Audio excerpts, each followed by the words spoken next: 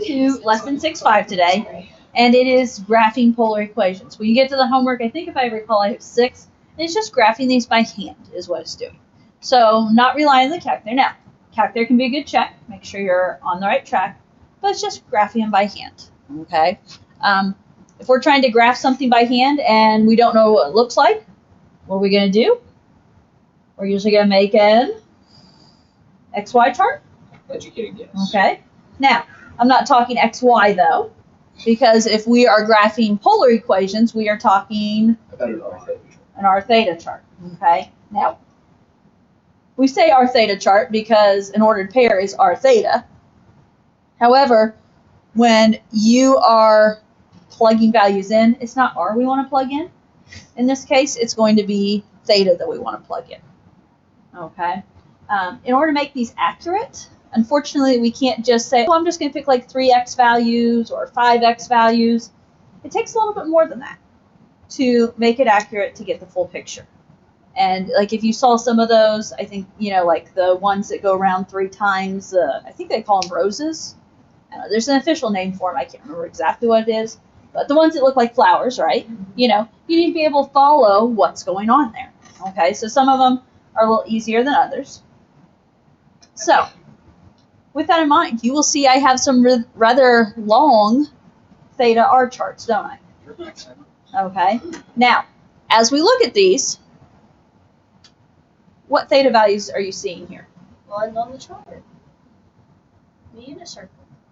Okay, the ones on the unit circle. In other words, you've got all of your quadrants here. You've got 0, pi over 2, pi, 3 pi over 2, and 2 pi, yes. So you've got all your quadrants, or all your quadrantal angles going once around. And then within each quadrant, there are the 3 angles, yes? Yeah. Your pi over 6, your pi over 4, your pi over 3. And so you're going to want all of those to get an accurate picture. So, what do you think we do with that first theta value? Plug it in, yes? Okay. We're going to talk about some of these that we can do by hand. There are going to be times that we're also going to have to grab the calculators because here's the deal. When we're graphing them, we're going to be graphing them how many rings out are you counting. And so in that, it would be better to think in terms of a decimal. So we're going to talk a little bit about them. Okay, guys, so here we go. If we take 0 and we put it in, what is sine of 0? 0. Negative 1. Sine of 0 is 0. Oh, And here, guys, and I don't know if you guys are at this point, I've taught you guys to use the quadrantals, yes? And think about the ordered pairs. Here's another way to do it. I don't know if you guys remember. Do you remember graphing sine? Remember how sine looks like that, yes? Mm-hmm. And what are these main points? This right here is 0. That height happens at pi over 2. This cross happens at pi. This minimum happens at 3 pi over 2. And then this happens at 2 pi. So me personally, I'll be honest, I visualize this curve. What is the sine at 0? 0. Now, if we want to go ahead, let's jump around. Why not? What about pi over 2? What's the sine of pi over 2? 1, yes, because it has a height of 1. Let's jump to pi. What's the sine of pi? 0, because it crosses through at 0. What's the sine at 3 pi over 2? Negative 1. And what's the sine at 2 pi? 0. Okay. Your looking at the ordered pairs also works. But if you can get to the point where you can visualize your sine curve, I know that's quicker for me. So Everyone's brain works differently, but. Would it be almost the same thing for cosine? Well, cosine, and when we get to cosine, we'll talk about that. You're starting high. Yeah. And ending high. So, but yeah, for both sine and cosine, I just visualize the curves. Okay. Sine of pi over 6. 1/2. Right there in your chart, right? Sine of pi over 4. Square root of 2 over 2. Sine of pi over 3. Square root of 3 over 2. Square root of 3 over 2. Okay? That was quadrant 1. Now, use those. Use what you know. Sine of 2 pi over 3. Same thing, and they're all positive. Why are they positive? Because it's in the side quadrant.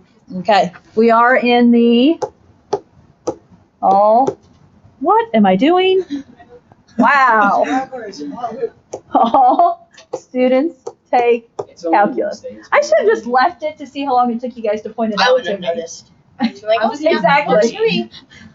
Maybe you just in your brain you had it right. So okay. So Kylie's saying that these next angles are my second quadrant angles. They're all going to be positive as well. Yes? So 2 pi over 3 is square root of 3 over 2. It is your pi over 3 angle. Yes?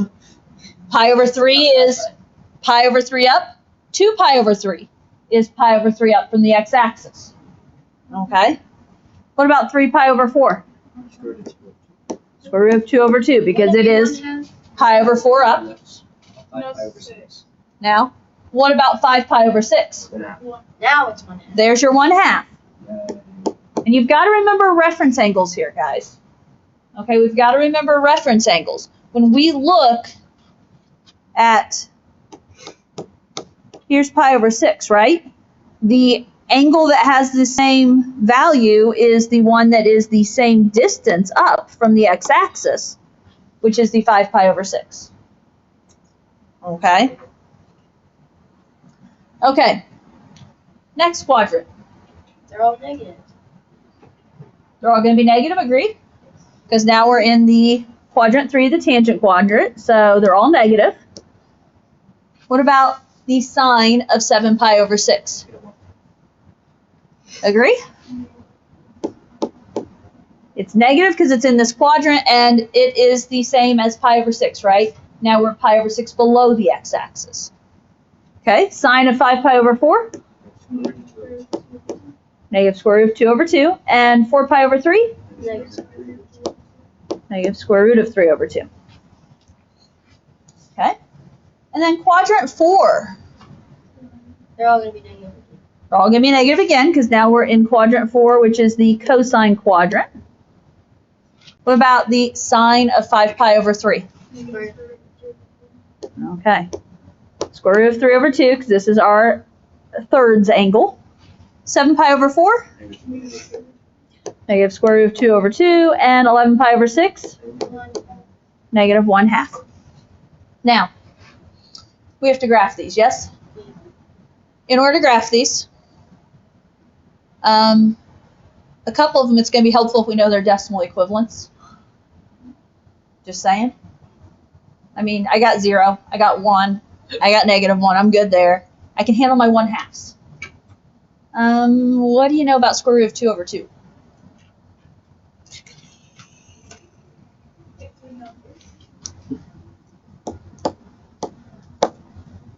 It equals 0.7. I think my brain says 0.707, which 0.71, 0.7. In all honesty, are we going to be able to get more accurate than 0.7? We're not, we're not even going to be able to get that accurate. Are we allowed to use our calculators?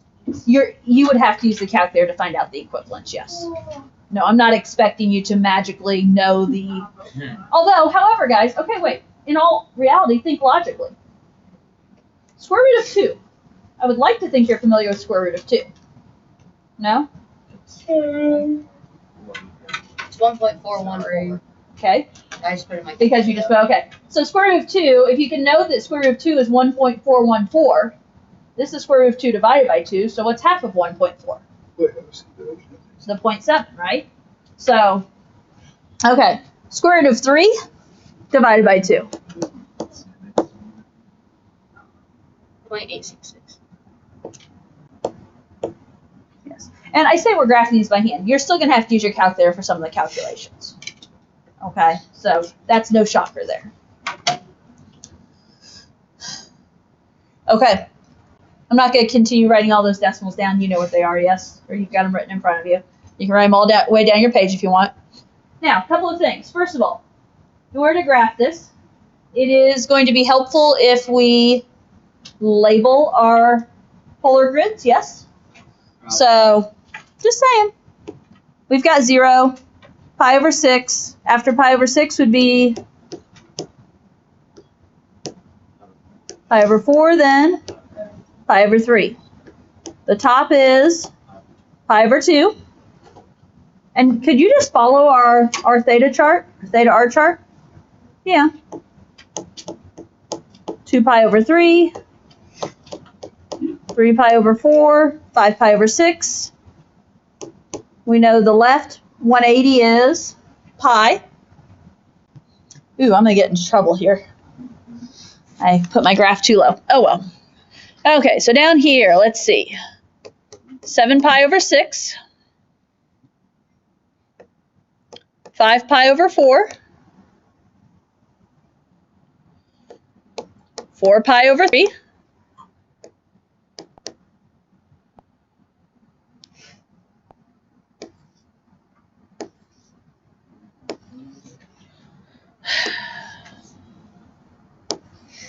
What are we doing? I don't know. I'm frustrated here. Okay.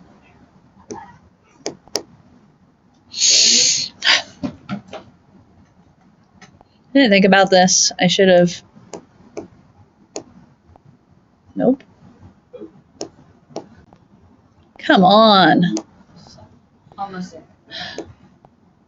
Seriously. There we go. That's good enough. Gosh. Okay. After 3 pi over 2, 5 pi it's going to be a fourth, or it's going to be a third, I mean. 5 pi over 3. Then we're going to have a fourth, which is going to be 7 pi over 4. And then we're going to have a sixth, which is going to be 11 pi over 6. Yeesh. That was rough. Now, It is a Wednesday.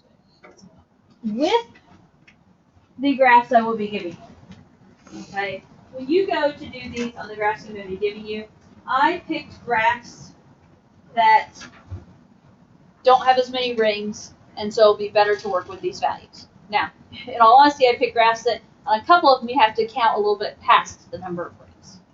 But notice my biggest value here, or farthest out values, are 1 and -1. How are you guys feeling about that? Not very well. Okay. Options? Make your own. Okay. Could we scale this? Yes. Okay. As long as you label it, that is an acceptable practice, right? Now, you can't just magically scale it and not bother to label it, because then people looking at it are going, what? How do you label it? Okay. And so, I mean, unless something's stated, we're going to assume 1, 2, 3, 4, 5, 6, 7, 8, 9, right? If I count right. If you label it, okay, we can count by halves. Could we even count by smaller units if we really wanted to? I mean, I would say you make 5 rings 1, so it'd be 2 tens. What? If you really wanted to. You could. And this is, okay, so you have options here, right? Okay, so one of my thoughts was counting by quarters. So like you could have 0.25, 0.5, 0.75, and 1. So 4 rings to make 1. I'm not against Connor's idea. He basically said 5 rings to make 1. So 0.2, 0.4, 0.6, 0.8, and 0.1. 1. Okay. So we have options here, right? I personally, because that's such a small graphing area, I would scale this. Okay. We're scaling it up so we can count this better. With that in mind, I gotta go, don't I? So, you guys want to go 4 or 5? 4. 5. 5. I think Five. either one. Just to go against Sophie. 5. It's gonna be easier than what we have. I was stretching. Okay. Well, I was going to say 5. It works. It doesn't matter. Now, if that's the case, okay, so here's 1.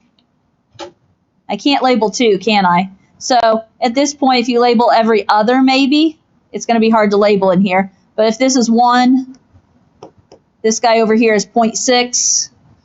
I don't know. I'm going to label this guy out here as 1.4, 1.8. because it's going to be real hard for me to label in my marker down there. Are you kidding me? Ding ding. Okay, tomorrow when we walk in, your job will be taking all of those dots and graphing them on that grid. Okay? Why? And then we'll practice some others. Give me my notes.